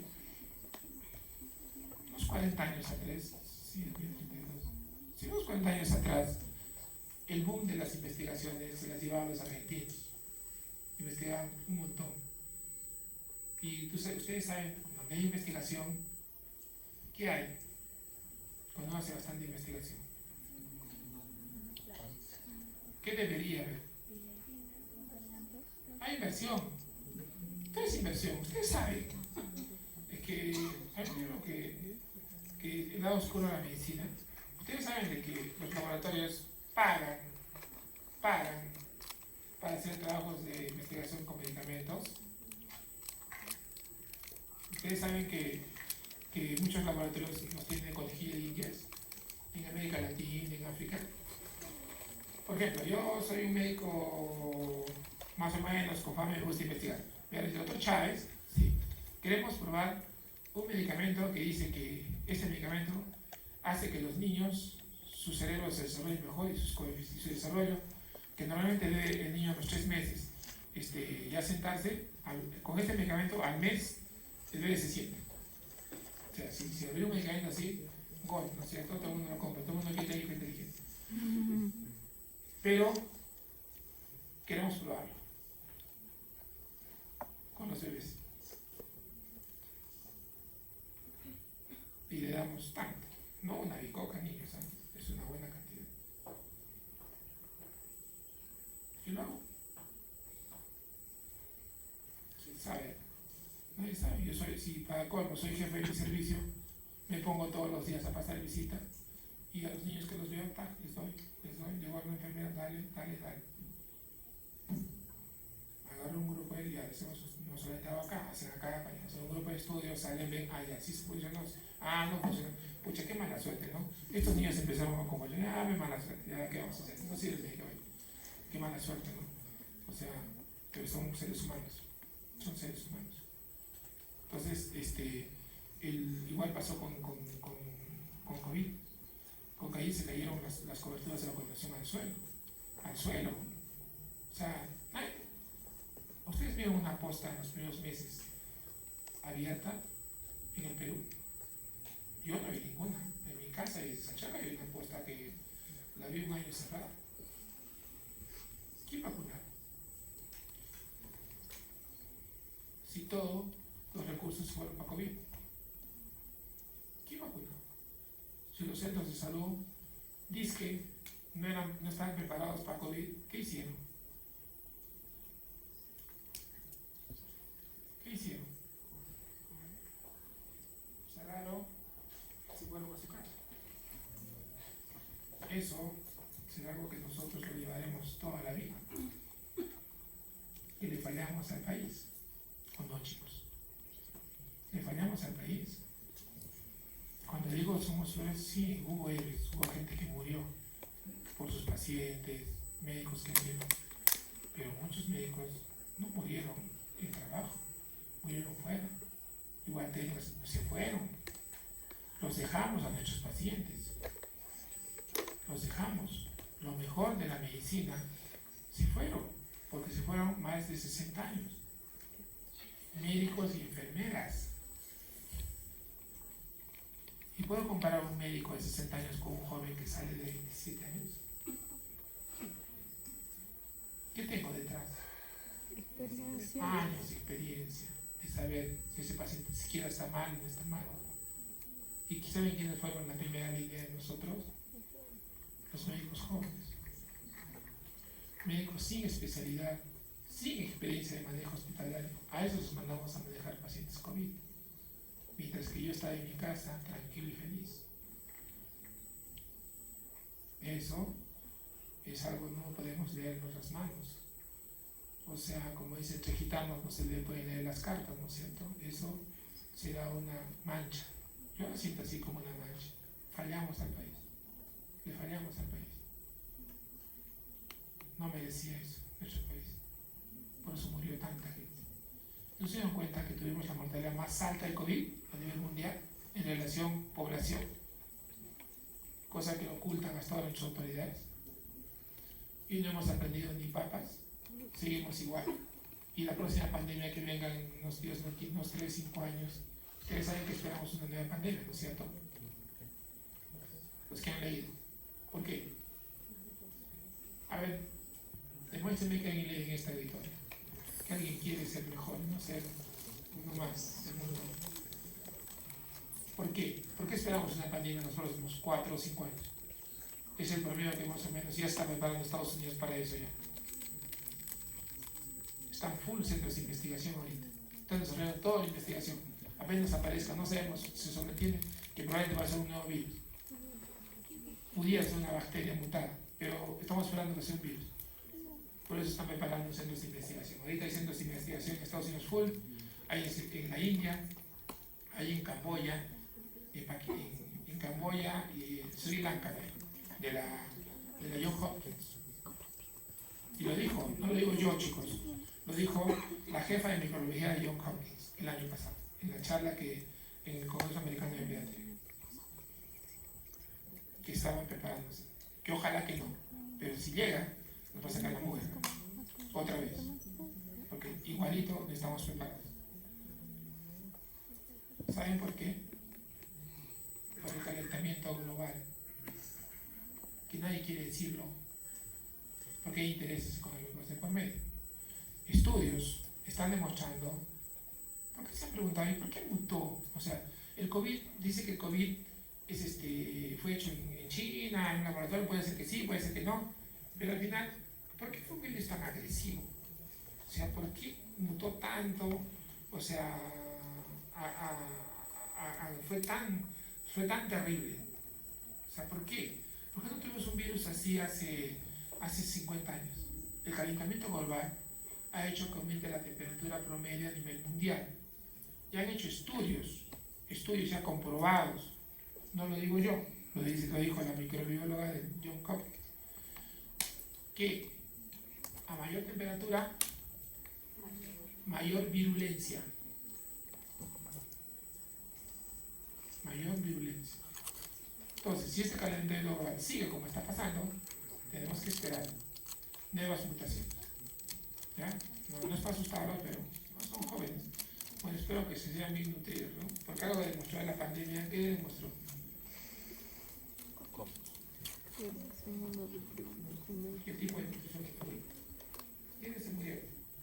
Los gorditos, son los que no se murieron, ¿no? Los malnutridos, los que tenían enfermedades de fondo. Entonces, uno tiene que esperar eso. El VIH, ya todo el mundo se olvida del VIH, pero el VIH está ahí. El VIH está ahí, o sea, no es que se haya ido. Es que una cosa es que no lo quieras ver, es otra cosa, ¿no es cierto? Una cosa es que tú estés pensando todo, COVID, pero el VIH está ahí. Miren, lo bueno del VIH es que habíamos avanzado mucho. Miren, si no hubiera pasado el COVID, a estas alturas probablemente ya pudiéramos haber tenido una vacuna para el VIH. El COVID nos alteró todo. Ustedes saben que la tecnología antirretroviral que hemos empleado para vacunas es una tecnología nueva. Ustedes saben que ahorita hay cantidad de artículos que nos están destrozando, que dicen que estas vacunas no sirven, en control están provocando daño a nivel, sobre todo del corazón, están provocando daño a nivel molecular, ¿han leído algún artículo de eso? Porque esa tecnología no deberíamos haber usado todavía hasta de unos 3 a 5 años. Era una tecnología nueva de replicación con virus. Tienen que leer un poco más para ver lo que está pasando en el mundo.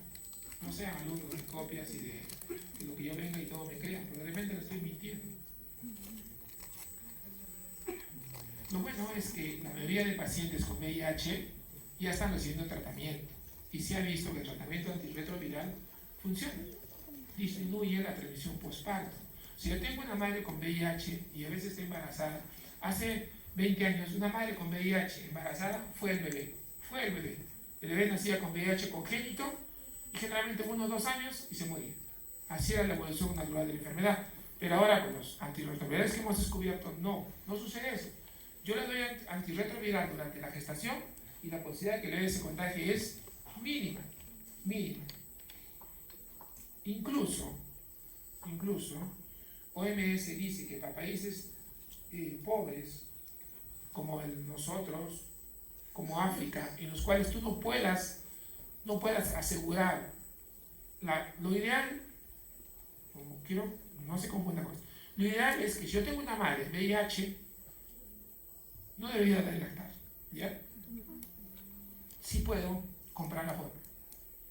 Pero si no puedo comprar la fórmula y la madre recibe tratamiento antirretroviral, la posibilidad de que le contagie por leche materna es mínima. Nuevamente regresamos a riesgo, beneficio. ¿Qué quiero? Tengo un 5%, por ejemplo, que ese niño se contagie de VIH, pero tengo un 100% que si no le da la leche, le doy materna, la madre no va a poder comprar, le damos lo que dice República Dominicana. República Dominicana me hizo acordar, debo ser rey. República Dominicana empezaba a hablar sobre lactancia materna y dice, una doctora se para y dice, bueno, doctora, empezó a hablar y le dice el ponente americano, le dice, y disculpe, ¿qué fórmula usan acá ustedes para sus niños? Y ella dice, bueno, mis niños en mi puericultor, dice, nosotros usamos Carnation. ¿Qué es Carnation? Su leche de Carnation. ¿Qué es? Leche Gloria. Leche Gloria, chicos. Dominicana es pobre. Los que han ido a Punta Cana es lo más bonito de Dominicana, pero vayan adentro. Miren, en Dominicana, yo en Dominicana soy blanco. O sea, en Dominicana, el 98% de dominicanos son negros, son negritos, y son pobres. ¿Y qué les dan? Leche evaporada. Todavía estamos dando leche evaporada. Entonces, riesgo-beneficio. Si no le puedo asegurar una buena alimentación, que se nutra con lactancia materna. ¿Cómo se transmite el VIH? Eso es para que tengan una idea, pero a nosotros nos interesa la transmisión congénita. O sea, la madre de VIH embarazada transmite el VIH a su bebé. Pero puede ser por contacto sexual inoculación federal nos ha pasado bastantes, ¿no? Había muchos casos de gente que nosotros en ese tiempo no hacíamos dosaje de VIH, cuando recién empezó a salir, no dosabas VIH en sangre y te ponían transfusión, te sanaban de una hemorragia, de un accidente que tenías, y de pronto a los pocos años te dabas cuenta que te habían dejado de regalo tu VIH.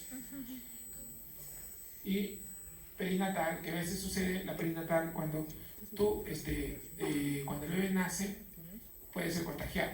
Por eso, algo que les quede así fijo, una madre de hijo de VIH no debe nacer por vía vaginal. Tiene que nacer por cesárea, sí o sí. La leche materna es controversial, ¿ya? Como les explico. Pero la vía de salida del bebé es cesárea.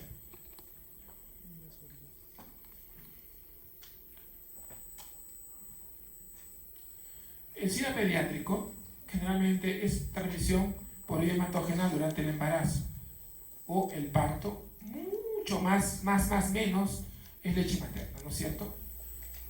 Miren,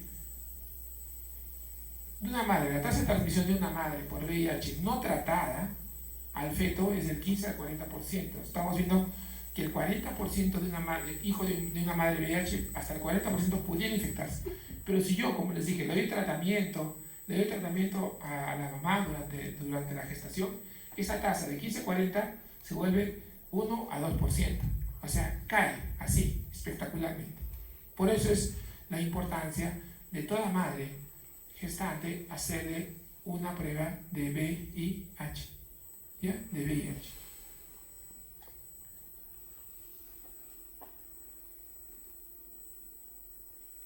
¿Qué recomendaciones, pues entonces? Cuando yo encuentro una madre con VIH, ¿qué pasó? ¿Cómo se contagió? ¿Qué es lo más frecuente? ¿Qué? Contacto sexual. Y generalmente, si te contagió, generalmente son personas promiscuas. No de repente ella, ¿no? Porque a veces hay de repente fue el esposo o de repente ella, quién sabe, ¿no es cierto? A veces uno lleva doble vida.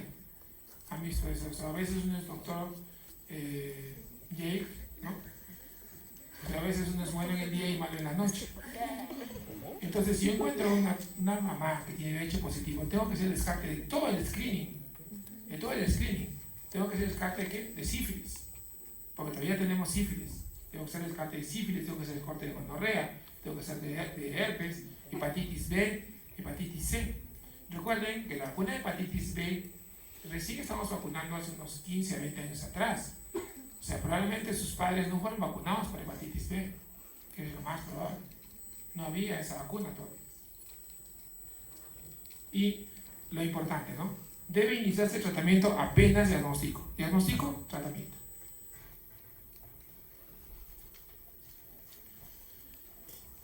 La rubiola todavía es una enfermedad viral exantemática que todavía tenemos. Claro que ya ha disminuido bastante.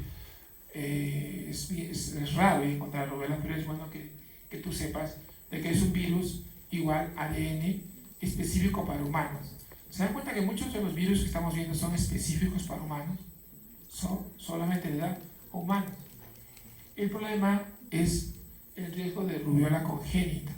La rubiola congénita, si tú adquieres rubiola las primeras 12 semanas del embarazo, fuiste, hay que temblar. ¿Ya? Hay que temblar.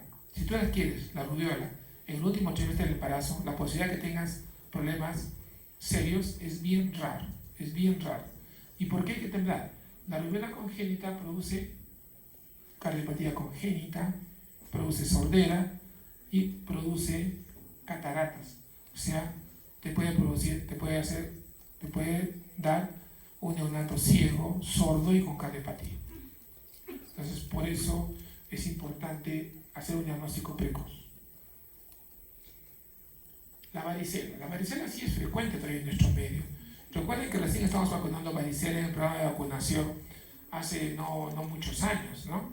Hace no muchos años, y estamos vacunando con una dosis, nos vacunaron con 2, ahora vacunan con 1, o sea, un cambalache, chicos, un cambalache. Realmente, cuando lean algo de vacunas, mejor sigan el calendario americano, que es muy bueno, o el calendario español de vacunas, Porque acá en el país van a ver que masa, camponen, bueno, pero lo bueno es que ya estamos vacunando para varicela, ¿no? Porque antes, ¿qué decían tus papás? Que le dé varicela, ¿no recuerdan qué decían sus papás? Que le dé varicela a chiquito es mejor, que le dé que se contagie. O sea, pero, no, pues si hay vacuna, ¿para qué le va a dar? Si hay vacuna. Si yo tengo una madre, simplemente recordar que el varicela es un virus ARN y que el riesgo de infección materna es bajo las primeras semanas. Pero, ¿cuándo es problema la varicela? O sea, no es el problema de la varicela cuando se contagia estando gestando, ¿eh? O sea, la varicela no produce problema general al feto. Lo que pasa con la varicela es que si se contagia ya faltando días antes de nacer, ahí sí tenemos el problema, ¿ya? Cuando la varicela generalmente aparece entre los 5 días antes o 2 días después del parto, es el pico de contagio. O sea, ahí fácilmente puede contagiarse y lo peor es que te puede dar un síndrome de varicela congénita. O sea, no es que es típico, no tengo una madre gestante que está con varicela y está todo parto. Pucha, se me paran los pelos de punta, ese bebé lo tengo que ver, hacer exámenes y de pronto iniciar tratamiento. ¿Por qué? Tiene lesiones cutáneas, a veces puede producir alteraciones en el sistema nervioso central, puede producir fallas de desarrollo cerebral, puede producir convulsiones y puede producir también defectos oculares, cataratas o colorretinitis. Entonces, ahí es la importancia de hacer el diagnóstico oportuno para empezar el tratamiento. Y esta es una patología en la cual nos vamos a detallar un poco porque a veces no la tomamos en cuenta. Lo que hemos visto anteriormente, todos que tienen en común, todos son virus. Todos son virus y la mayoría son virus solo en humanos. No han visto un gato con varicela, o un perro con rubiola, nunca he visto, ni lo vamos a ver. Pero toxoplasma sí. Toxoplasma está dentro del TORCH, recuerden, por eso viene la TO, que es TORCH. Pero el toxoplasma es un protozoario. Su nombre es Toxoplasma gondii. ¿Escucharon hablar de ese bicho? ¿Y dónde se encuentra? El gato, ¿no es cierto? El gato es el que elimina los zooquistes. O sea, no quería hacerles mucho acá porque ustedes han hecho parasitología. O ya se olvidaron. Ya se olvidaron hace tiempo. O sea, a veces uno dice, ¿para qué estudio tantas cosas? Parasitología, bioquímica, fisioquímica. Eso no me sirve para ser médico. Sí me sirve, chicos. Esa es la base para que puedan entender muchas cosas. Porque si no entienden la fisiología no van a entender muchas enfermedades. Nosotros somos huéspedes intermedios. O sea, el huésped definitivo es el gato. El gato elimina los zooquistes. Yo me puedo contagiar porque el gato en los zooquistes que elimina las deposiciones. Yo a veces puedo ingerirlas. O de repente el gato orina, o se hace deposición en algún alimento, ¿no? O en el agua y puedo contagiarme, ¿no? Y de esa forma yo hago la enfermedad. Esto quiero que les quede bien clarito. El riesgo de infección intrauterina se incrementa con la edad gestacional. ¿Qué significa?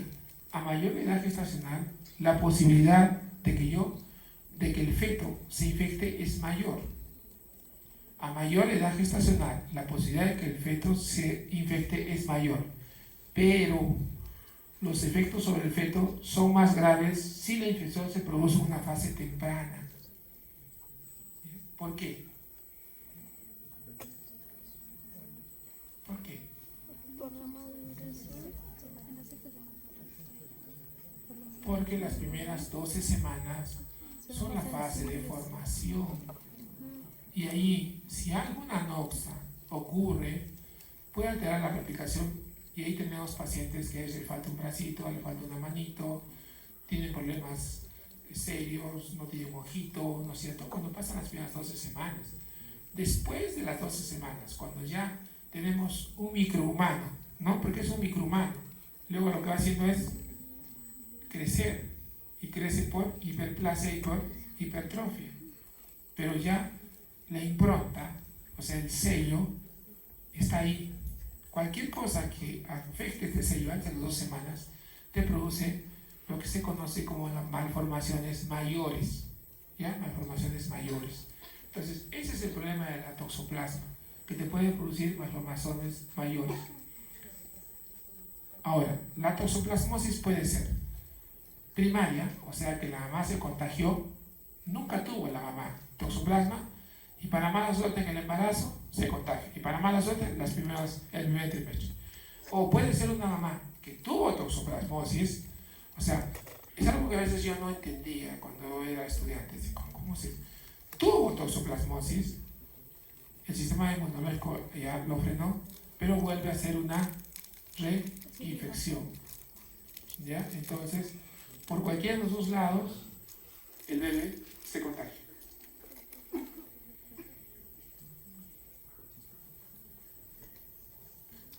Lo malo de la toxoplasmosis es que la mayoría de mamás que tienen toxoplasmosis son asintomáticas. Se dice que el 80-90% de madres con toxoplasmosis gestacional son asintomáticas. Un pequeño porcentaje tiene síntomas, que son fatiga, linfadenopatías, o sea, aparecen de ganglios que no duelen. Recuerden, cuando un ganglio duele, generalmente, ¿qué pienso de un ganglio que duela? A ver, semiología. Si un ganglio duele, ¿qué pienso? ¿Qué? Si un ganglio me duele, significa que el ganglio está inflamado. ¿No es cierto? Porque si el ganglio está inflamado, no te va a doler. Muchos de ustedes deben tener ganglios, sobre todo los que sufrieron de infecciones respiratorias a repetición de vía alta, van a tener ganglios, ¿no? Y eso es una consulta que viene a veces, te dicen, doctor, mi bebé hace 2 años tenía un ganglio y ahora le agarró y sigue ahí. Bueno, tú le dices, para que el ganglio desaparezca, o lo sacamos, o el bebé que mandar una cápsula y que no se enferme por lo menos 1 año, que es cosa imposible, porque siempre los niños se enferman, ¿no es cierto? Pero si el ganglio te duele, es doloroso, es porque hay un proceso inflamatorio. ¿Qué generalmente te dice que hay un proceso inflamatorio? Porque hay un foco agudo en ese momento cercano al ganglio. Entonces, oye, le duele el ganglio. Entonces tú ves la boca, pues está con las amígdalas terribles, ¿no? O le duele acá, el ganglio le duele acá, te vas a ver revisando, había tenido una herida infectada en el codo. Si el ganglio no duele, como en el caso de, hay ganglios, pero no duele, pues a eso se refiere una linfadenopatía indolora. Y a veces puede tener problemas de visión. Pero ya nosotros podemos ya intraútero ver si pudiera ser una toxoplasmosis. Porque intraútero tú le haces una ecografía fetal y vas a encontrar hidrocefalia. Es una de lo que nosotros tenemos miedo de toxoplasma, hidrocefalia. O puedes encontrar calcificaciones cerebrales, ¿no? O puedes encontrar calcificaciones en hígado. O sea, tú tienes una sospecha, o a veces ni sospecha, porque la mayoría son asintomáticos. Si tú haces una ecografía fetal y encuentras hidrocefalia y calcificaciones, ¿qué es? Una toxoplasma. Es toxoplasma.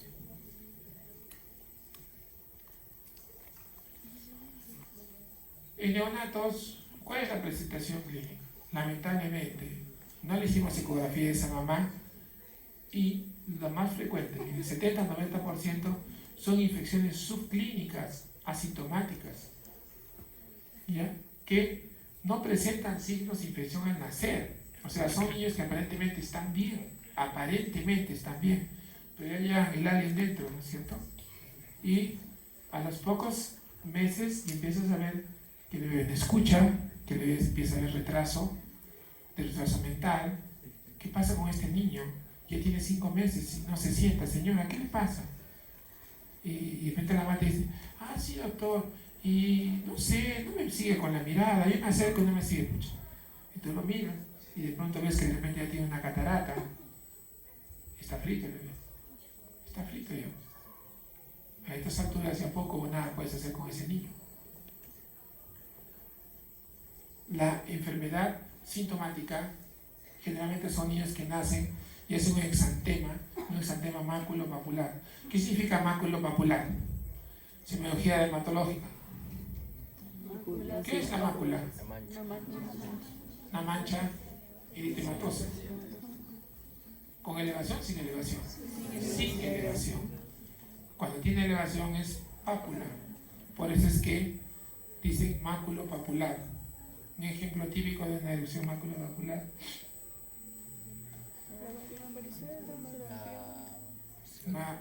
Mácula papular. ¿Qué pues? Tiene una mácula papular. En neonatos. Eritema tóxico de recién nacidos. A los que han visto. Eritema tóxico de recién nacidos, ¿cierto? Mácula eritematosa y en el centro hay una pápula hipocrómica, blanquecina.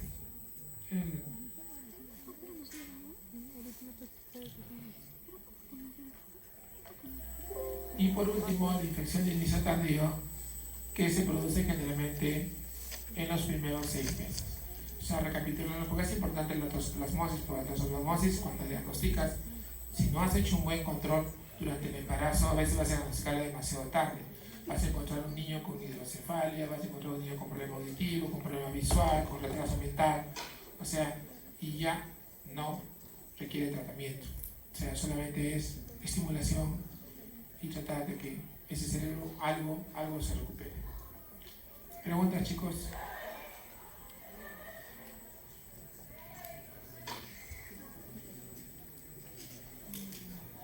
Si no hay preguntas, como dicen, como han entendido todo, no han entendido nada.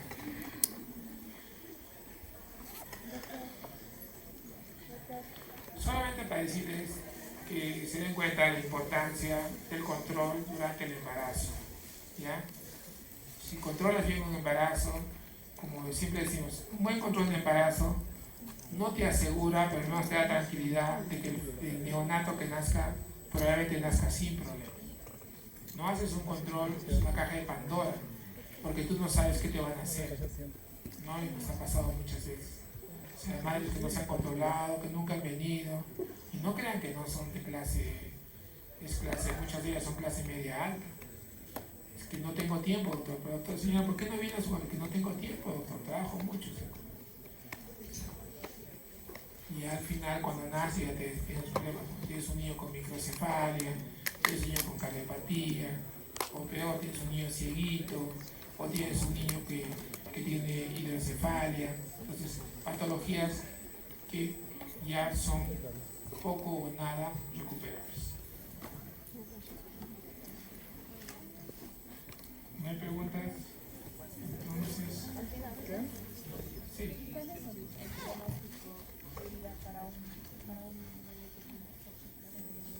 ¿Qué? ¿Cuál es el pronóstico de vida? No, por ejemplo, en el citomegalovirus, que si te da la enfermedad fulminante, una enfermedad tipo sepsis, el pronóstico de vida es pésimo, el bebé generalmente se muere, ¿no es cierto? Pero todos estos niños en general, que tienen daño neurológico, sordera, o que tienen problemas de desarrollo mental, su pronóstico de vida no está disminuido en el promedio. Porque recuerden, ¿qué está afectando? Está afectando áreas que, si bien es cierto, no va a conectar con el medio, o sea, el área cerebral. Una paciente que no vas a esperar que vaya de pronto, jamás entrará de pronto a un instituto técnico, podrá aprender algo, ¿no? Son niños que han tenido una edad mental que se puede quedar desde los 2, 3, 4, 5 años, pero generalmente no más.